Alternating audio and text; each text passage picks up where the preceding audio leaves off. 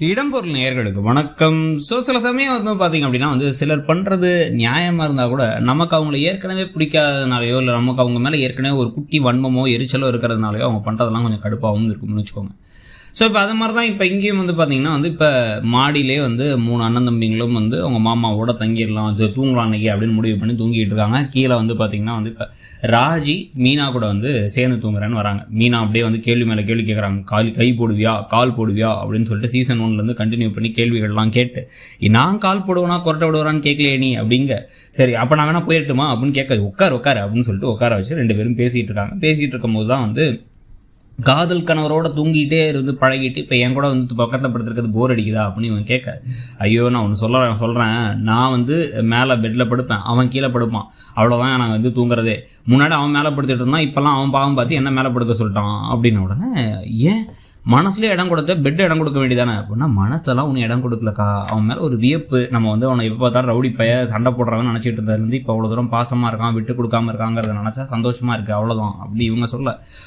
உனக்காக என்ன வேணாலும் பண்ணி சண்டை போடுறது கூட அவன் ரெடியாக இருக்கான், அவனுக்கு உன் மேலே அன்பு இருக்கு போலையே அப்படின்னு அவங்க சொல்ல.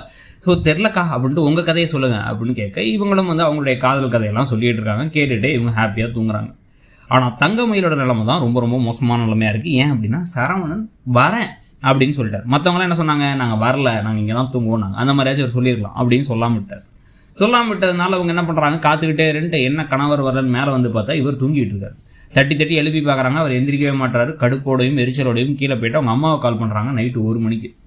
அவங்க என்னாச்சோ ஏதாச்சும்னு பயந்து போய் ஃபோன் எடுக்க உடனே அவர் வரல அப்படின்னோடனே, ஏன் வீட்டில் இருக்கவங்களா அதை பற்றி கவலைப்படலையா, ஏன் உடனே வரல, வேலையா, என்ன இஷ்யூ அப்படின்னு அவங்க கேட்டோடனே, இல்லை நானே போய் நேரில் போய் பார்த்து வந்தேன் அப்படின்னா, இந்த நேரத்தில் நீ எங்கடி நேரில் போய் பார்த்துட்டு வந்த அப்படின்னு கேட்டால், இல்லை மொட்டை மாடில் தூங்கிட்டு இருக்கார் அவர் தம்பிங்களோட. என்ன நான் சொல்லிட்டு இருக்கேன், இதுக்கு தான் எனக்கு கால் பண்ணி அடுத்த ராத்திரில் வை ஃபோனை அப்படின்னு வச்சு வைனி ஃபோனை அப்படிங்கிற மாதிரி ஃபோனை வச்சுட்டாங்க. வச்ச உடனே உங்களுக்கு கடுப்பாக இருக்குது, யார்ட்டையும் சொல்ல தெரில. உங்கள் அம்மா வளர்த்த வளர்ப்பும் பார்த்தீங்க அப்படின்னா எதாக இருந்தாலும் என்கிட்ட சொல்லுங்கிற மாதிரி சின்ன விஷயத்தை கூட அங்கே போய் முணுக்குன்னு சொல்லிட்டு இருக்காங்களே தவிர இது உங்களுக்கு தனியாக ஒரு வாழ்க்கையை வாழவும் தெரியல. உடனே இப்போ இந்த சமயத்தில் இவ்வளோ பிரச்சனைகள்லாம் நடந்ததுக்கப்புறமா இப்போ என்ன நடக்குது அப்படின்னா, காலையில் எல்லோரும் எந்திரிச்சு கோமதி வெளில பார்த்தா யாரும் எந்த வேலையும் செய்யலை. என்னடா நம்ம தான் முதல்ல எந்திரிச்சிருக்கோம் போல், யாரும் எந்திரிக்கல போல, இவங்கெல்லாம் வேலையை செஞ்சுட்டு இருக்க. அப்போ ராஜீவ் மீனாவும் நாங்கள் ஒன்றா தூங்கணும்னு சொன்னால் ஏன்டி சொல்லியிருந்தா நானும் வந்திருப்பேன்ல அப்படின்னு அவங்க பேசிகிட்டு இருக்காங்க. என்ன தங்கமயில் 4 மணிக்கே எந்திரிக்கிற பிள்ளை இன்னும் காணோம் அப்படின்னு ரூம்குள்ளே போய் பார்த்தா அவங்க அப்படியே பென் பாவமாக படுத்துருக்காங்க. ஸோ படுத்துருக்கதை பார்த்தோன்னா என்னாச்சு ஏதாச்சு அப்படின்னு சொல்லிட்டு அவங்கள்ட்ட போய் தட்டி பார்த்தா அவங்க தலைவலிக்குது அப்படின்ட்டாங்க. நைட்டு ஒழுங்காக தூங்கல, தலைவலிக்குது. சரி ஓகேம்மா நீ ரெஸ்ட் எடுன்னு கிளம்பி வர. இப்போ சரவணனும் எந்திரிச்சு பார்த்தவர் என்ன இவ்வளோ நேரமாக தூங்கிட்டு இருக்காங்கன்னு சொல்லி எழுப்பிவிட்டா அவங்க இல்லை நீங்கள் அப்படின்னா, என்ன நைட்டு வேலை செஞ்சுட்டு இருந்தியா, என்ன நினச்சிட்டு இருக்க, நீ ஒழுங்காக ரெஸ்ட் எடுக்கிறது இல்லை, இருநாக்கு மாத்திரை மருந்து வாங்கிட்டுறேன்னு கிளம்பிட்டாங்க.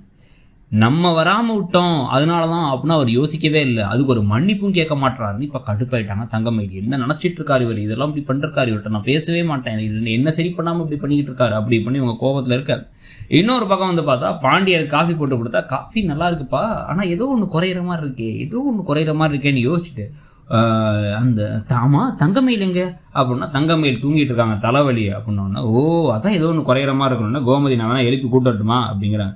ஐயோ இல்லை அந்த பிள்ளை ரெஸ்ட் எடுக்கட்டும் அப்படிங்கும்போது சு அப்படின்னு சொல்லிட்டு இந்த பக்கம் காக்கா ஊட்டிகிட்டு இருக்காங்க மீனா வேற.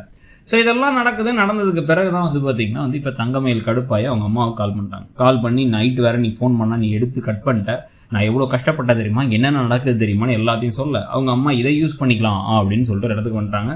ஸோ இதை யூஸ் பண்ணி தான் ஹனிமூனை பற்றி பேச போகிறாங்க. நீங்கள் இந்த எபிசோட் எப்படி போச்சுன்னு நினைக்கிறீங்கிறத சொல்லுங்கள். தேங்க்யூ. இடம்பொருள் நேயர்களுக்கு வணக்கம். ஸோ சில சமயம் பார்த்தீங்க அப்படின்னா சிலர் பண்ணுறது